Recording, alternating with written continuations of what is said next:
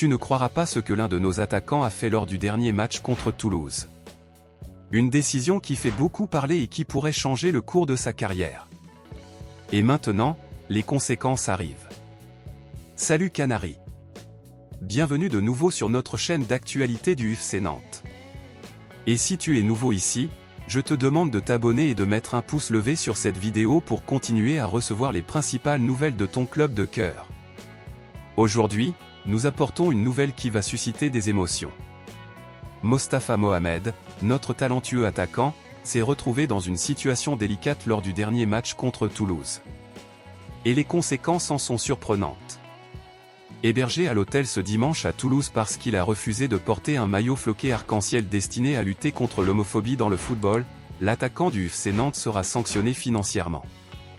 L'Égyptien, qui n'a pas encore été informé d'une éventuelle sanction, échappe cependant à l'éloignement de l'équipe professionnelle alors qu'il ne reste que 3 matchs aux Canaries pour sortir de la zone rouge.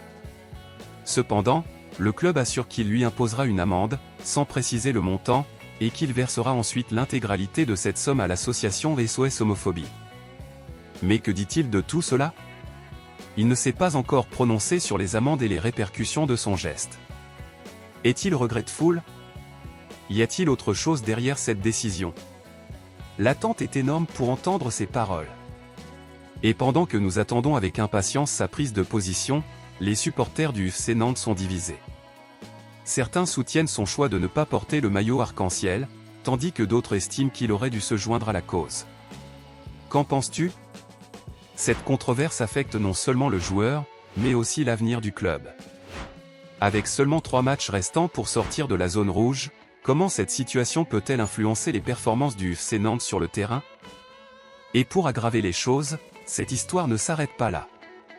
Le Conseil national de l'éthique a publié une lettre ouverte aux joueurs qui ont refusé de porter le maillot arc-en-ciel.